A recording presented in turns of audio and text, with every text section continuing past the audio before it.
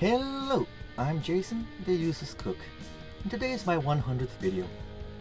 And to celebrate, I'm making a very special dish as you saw in the thumbnail. And also, I want to show off my new avatar. I figured it'd be nice to give a face to the voice and the hands. So I hope you enjoy. Now let's get into it.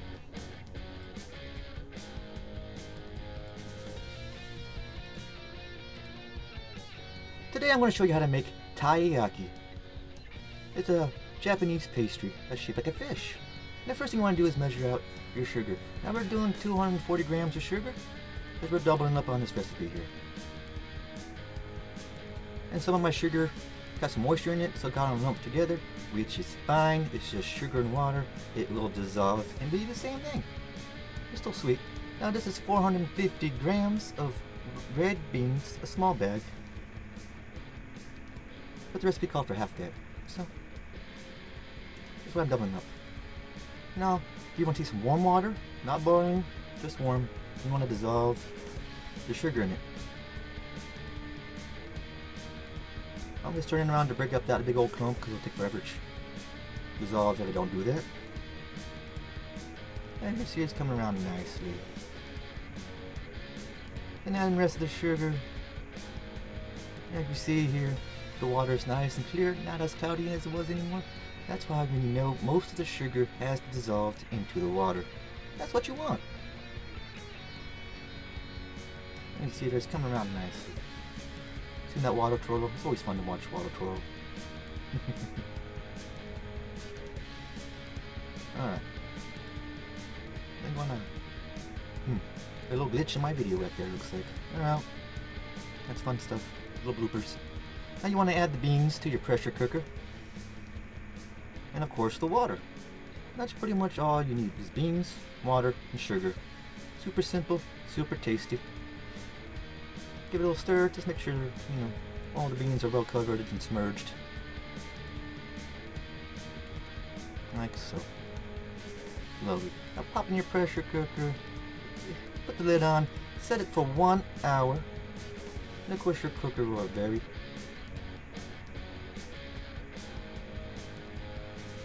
You don't sell this see view of my kitchen. First for everything. Now you want to let it cool down naturally. It means that it releases pressure as it cools down. Don't vent it. Let's give it a stir. Sorry about the steam, but they know it's done. Now I first tried using my potato smasher to get these all smooshed together because I don't have a food processor. I really do need one, but they're a little expensive. You see there? It's working, but not the best. It's not really crushing the beans all to consistently or evenly. And it's just clogging up the little smoosher. You see, I gotta scrape it off. This was my first time making it, so this is some trial and error here. I go through it so you don't have to. So I got my motion blender because I was getting tired of the smasher. It wasn't working as good as I hoped. And this way wasn't working very good either because the thing just kept getting clogged up with the bean paste. That's how sticky it is. I mean, it is paste after all, right? So I kept trying, and I gave up and added some water to it. I added the water back that they told me to drain. Yay. Even though that worked better, it made it nice and smooth and pasty. Just what you want. Now, it didn't make it perfectly smooth. There were still bits of chunks in here, but it's fine. It's still good and tasty. You just get a little surprise every now and then. You want to keep doing this till you get the consistency that you're satisfied with. You can be wherever you want. It's up to you. It's your food after all. Just keep doing it. It's always fun watching food be prepared in it.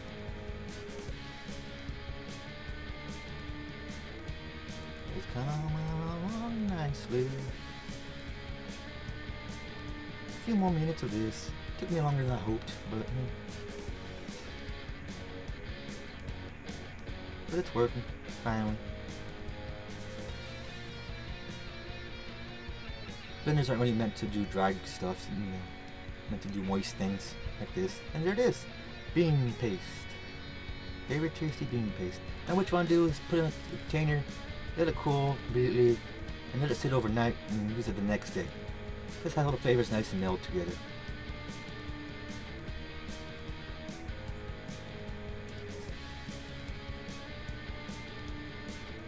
Tasty, tasty bean paste. Yay.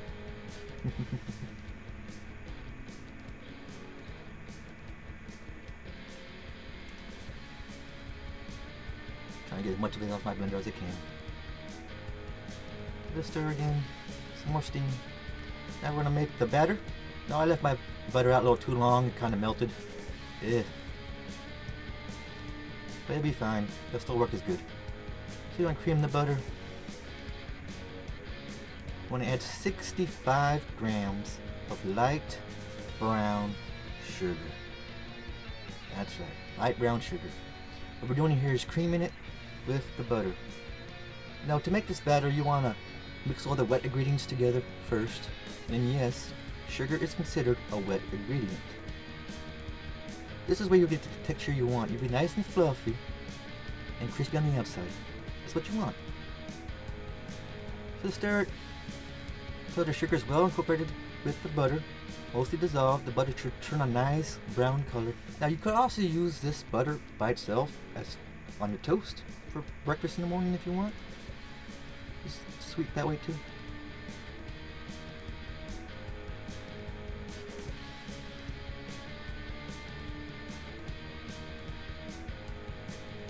And 1 egg. Stir it till it's well combined.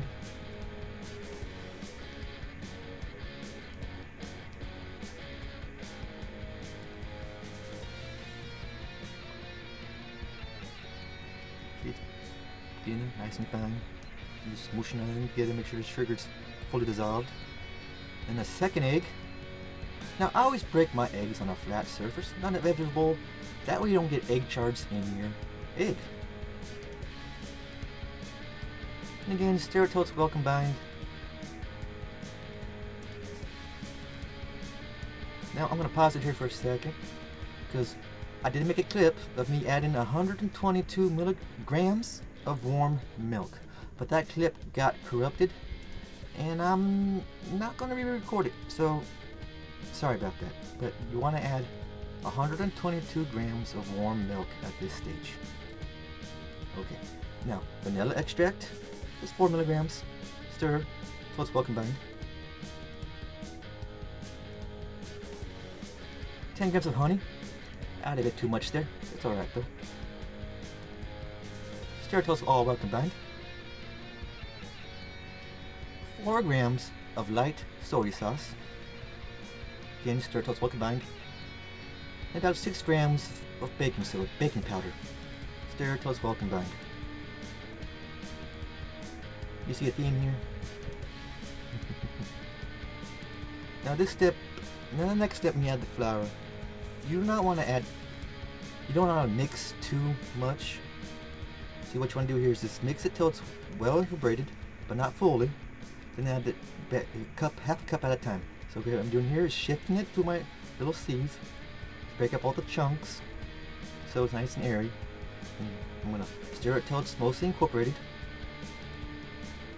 Add the next one.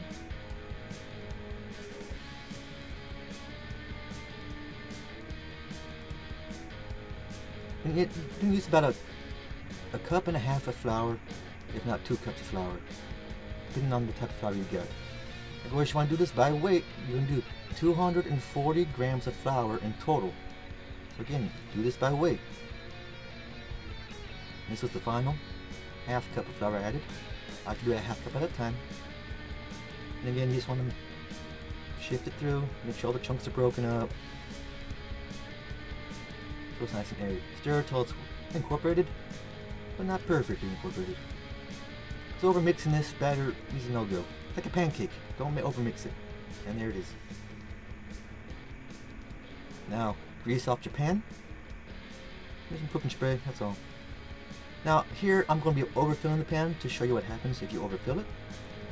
And that you don't have to freak out if you do. So just put the dishes in some batter, the bean paste, and some more batter on top of the bean paste. You see, here's come on now, see. I'm sorry about my stove. I don't really like recording on my stove, but to use this pan, I needed to have a flame. And my electric stove thing, my hot plate, it wouldn't work on that. I tried, believe me, didn't work. Like you see there, some batter's coming out the edges. I'm just taking a wooden spoon and scraping it off so it doesn't drip off into the fire and catching fire. Because you don't want that. That's not good. What you want to do is have this on low, medium to low heat. In between. You don't want it too low or too high, or you cook it too fast and it won't cook in the center. If it's too low, it won't brown up nicely. So, now the right way to do it, don't fill it, just about half disher, bean paste. Make sure it's flat so it sits nice and right there on the bottom of the pastry. Doesn't roll off. Cover it with more dough, batter, sorry.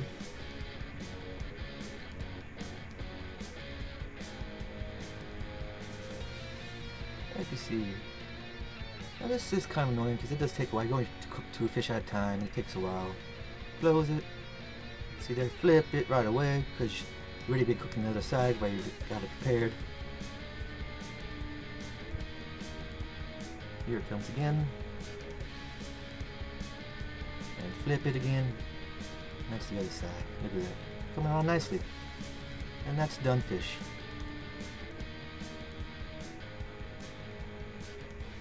Now, if you do overfill it and you get some edges on, all you do is take some scissors and you can trim it off. Yeah, so no fret over little mistakes like that.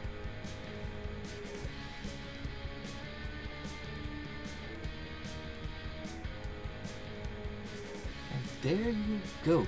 You got yourself some taiyaki, if that's how you say it right. Now, I do hope you enjoy the video, and I hope you enjoy the food.